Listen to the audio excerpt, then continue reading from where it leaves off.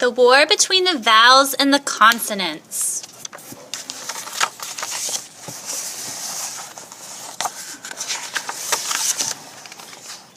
For as long as any letter could remember, vowels and consonants had been enemies. Capital P's, which is what lowercase p's grow up to be, warned their children, never trust a vowel. The long and short of it is, they are sly, cunning, two-faced creatures. And every little A, E, I, O, or U knew better than to stray into the consonant quarter. Who could imagine what horrible things a gang of roving consonants might do to an unsuspecting vowel?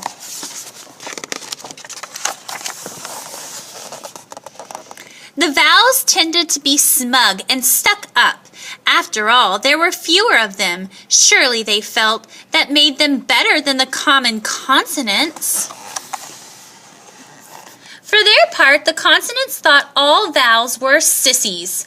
Those silly vowel sounds, they would say, laughing to each other. Ah, ah, ah, and what sort of noise is that for a letter to make? Consonants preferred their own sounds. Right, or sp. Good, strong, snapping sounds.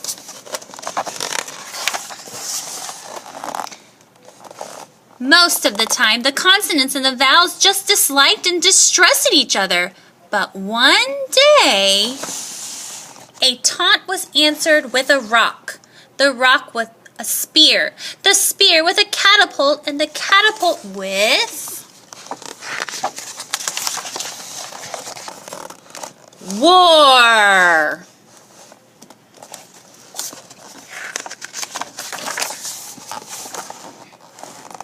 The vowel admirals met at battle headquarters and planned their attack. We'll hit them with our screeching sounds. Surely they have no defense against I's before E's. At the same time, the consonant generals were plotting their own strategy. Let those barnyard sounds try to stop the snarling grrrs. The Y's were a house divided. Some fought for the consonants and others fought for the vowels. It was brother against brother, sister against sister, parent against child. Some Y's became spies.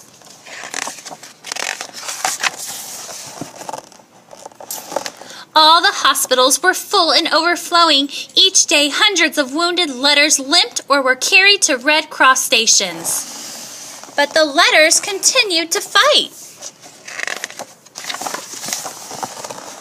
On land, by sea.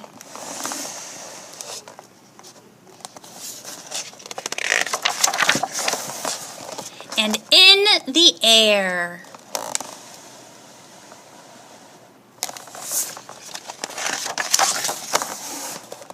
So involved were the letters in the battle that they didn't notice the huge cloud of dust peeking over the horizon. Terrified scouts brought back reports of the senseless destruction left in its wake. And then it was close enough to see. All the fighting stopped as each side puzzled over the menacing intruder.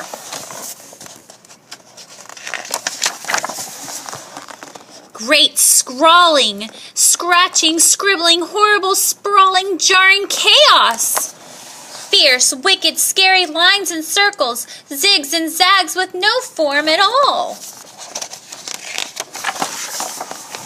The consonants charged first, wave upon wave of their most fearsome combinations, the threatening walls of M's, N's, and W's, the snake-like S's, the freezing brrs.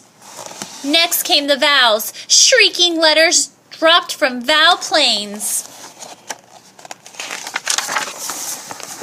Noise, sneered the evil scribble. I'm not afraid of noise. Just try to stop me. The letters panicked, all but one.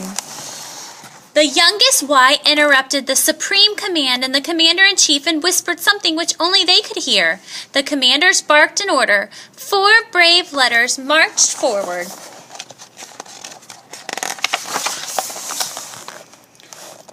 Stop!